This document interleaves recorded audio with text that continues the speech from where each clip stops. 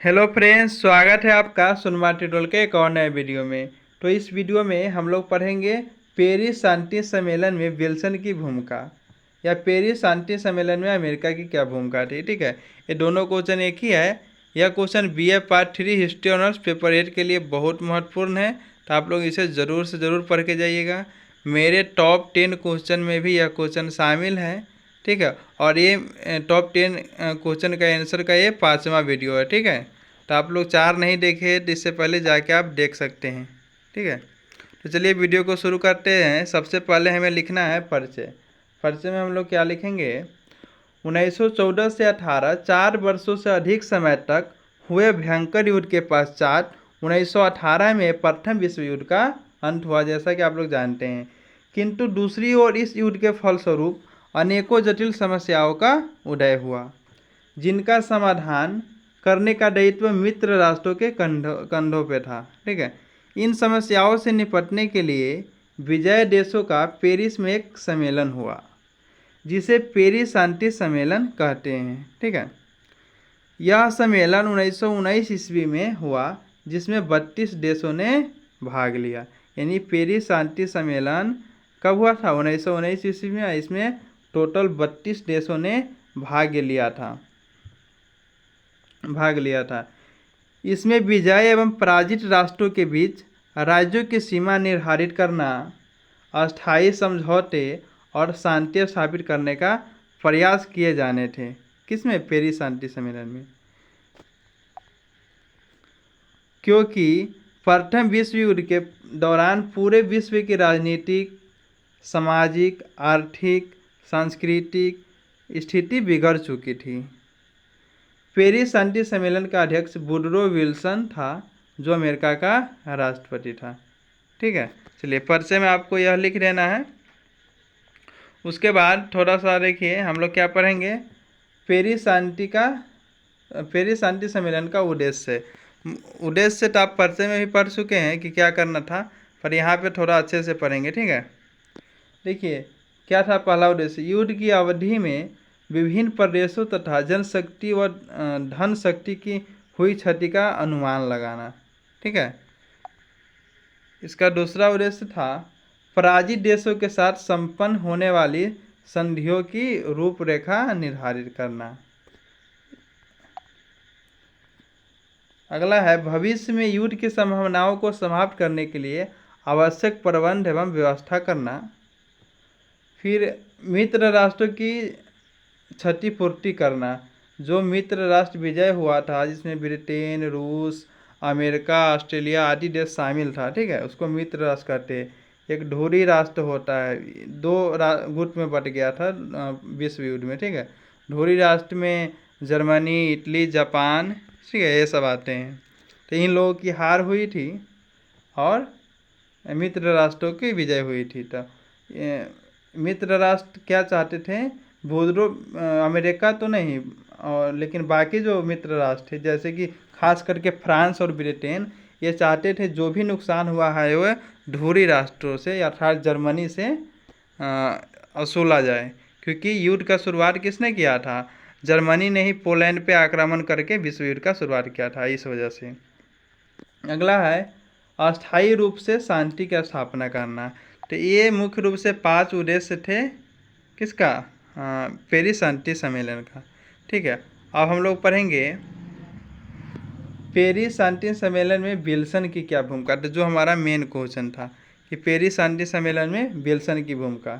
ठीक है, तो देखिए विल्सन संयुक्त राज्य अमेरिका का राष्ट्रपति था। प्रथम विश्व युद्ध में विल्सन की अत्यंत महत्वपूर्ण तथा निर्णयात्मक भूमिका थी। वह विश्व में शांति को स्थापित करने का सच्चा समर्थक था। ठीक है, बहुत ही अच्छे व्यक्ति थे। कौन है? Woodrow Wilson. और शांति स्थापित करना चाहते थे। उसने संसार में शांति स्थापित करने के लिए 14 सूत्रों का प्रतिपादन किया। विल्सन की यह हार्दिक इच्छा थी कि जनता को आत्मनिर्णय का अधिकार मिलना चाहिए। देखिए, ये इन्होंने 14 सूत्र दिया था।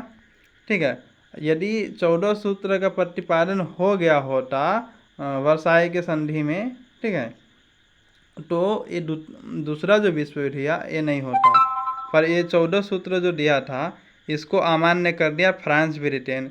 इस वजह से इनका 14 सूत्री जो फॉर्मूला था वो क्या हुआ, असफल हो गया था।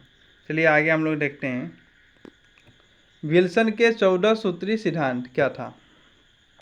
विल्सन का 14 सूत्री सिद्धांत भी पेरिस शांति सम्मेलन के लिए एक बड़ी समस्या सिद्ध हुई, क्योंकि इन्हीं 14 सूत्रीय सिद्धांत के आधार पर जर्मनी ने युद्ध विराम संधि की मान्यता दी थी। ठीक है, मतलब ये विल्सन ने समझाया था जर्मनी को, ठीक है, कि ऐसा ऐसा होगा कि युद्ध रोक दो।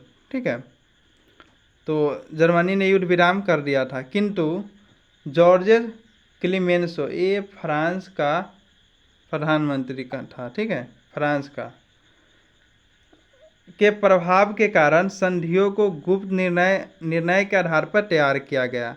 विल्सन सिर्फ शांति की ही स्थापना नहीं करना चाहता था, बल्कि शांति को हमेशा के लिए बनाए रखने की व्यवस्था भी करना चाहता था। किंतु ये लोग जो है ब्रिटेन और फ्रांस मान नहीं रहा था, इनकी बात विरोध कर रहा था, इनकी जो 14 सूत्री जो सिद्धांत था उसका। विल्सन एक आदर्शवादी विचारधारा के व्यक्ति थे। यह चाहते थे कि जो राष्ट्र इस युद्ध में पराजित हुआ है वह इस सम्मेलन में भाग लिया है, उनके लिए कुछ महत्वपूर्ण कदम उठाना चाहते थे। कौन? विल्सन। इसलिए अमेरिका तथा जर्मनी जोर दे रहे थे कि पेरिस बैठक विल्सन के 14 सूत्रीय सिद्धांत के आधार पर किया जाए, जबकि फ्रांस और इंग्लैंड इसके विपरीत थे। जैसा कि मैंने आपको बताया, वह चाहते थे कि पराजित राष्ट्रों से युद्ध की क्षतिपूर्ति के लिए अधिक से अधिक धन वसूलना चाहते थे। यही कारण था, सिर्फ धन के लोभ में क्या कर रहा था, ये फ्रांस और ब्रिटेन वाले नहीं मान रहे थे इनके 14 सूत्रीय सिद्धांत का। ठीक है, और उसी का नतीजा है कि देखिए विश्व युद्ध फिर से हुआ, क्योंकि इसमें इतना कर्ज लाद दिया गया जर्मनी पे जो सहन नहीं कर पाया, इतना प्रतिबंध लगा दिया गया, उसको बांध करके एक कहता ना पिंजरा में बंद कर दिया था जर्मनी को। चलिए आगे इसमें पढ़ेंगे हम लोग। 14 सिद्धांतों में विल्सन के 9 सिद्धांत भूभागीय व्यवस्था से संबंधित था तथा 5 सिद्धांतों का आधार भविष्य में युद्ध को रोकने के लिए प्रस्तावित था। विल्सन के सिद्धांतों का आधार भविष्य में युद्ध दोबारा न हो इसलिए प्रस्तावित था।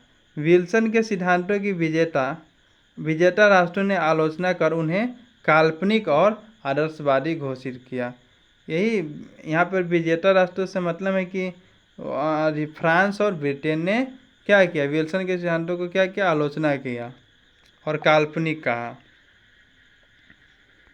फिर देखिए, अतः विल्सन के प्रस्तावित सिद्धांतों से क्रमांक 7, 8, 10 और 14 को ही स्वीकार किया गया, यानी 14 टोटल 14 था एक से, इसमें से ये कितना 4 को ही स्वीकार किया। कौन? पेरिस सम्मेलन में फ्रांस और ब्रिटेन। दुर्भाग्य से जर्मनी के व्यवहार तथा मित्र राष्ट्रों की प्रतिशोध की भावना के कारण विल्सन के सिद्धांतों को मान्य नहीं किया गया, वरना विश्व को द्वितीय युद्ध से बचाया जा सकता था। चलिए, ये हो गया हमारा 14 सूत्रीय सिद्धांत यानी विल्सन की भूमिका। ये पूरा जो लिखा हुआ है क्या है, विल्सन की भूमिका। अब हम निष्कर्ष को देख लेते हैं। निष्कर्ष में क्या लिखना है, इस प्रकार से उपयुक्त तथ्यों के आधार पर हम कह सकते हैं कि वुड्रो विल्सन का पेरिस शांति सम्मेलन में महत्वपूर्ण भूमिका रहा। इनके द्वारा बनाए गए 14 सूत्रीय सिद्धांत में से कुछ ही सिद्धांतों को अपनाया गया। यह कहा गया है कि यदि वुड्रो विल्सन के 14 सूत्रीय सिद्धांतों को लागू किया जाता है तो द्वितीय विश्व युद्ध संभवतः नहीं होती। ठीक है, तो इस तरह से हम लोग लिखेंगे। यदि आपको इसका PDF चाहिए तो आप हमें कमेंट करके ज़रूर बताइए, ठीक है, तो हम आपको PDF प्रोवाइड करा देंगे। ठीक है, चलिए मिलते हैं नेक्स्ट वीडियो में। Thanks for watching this video.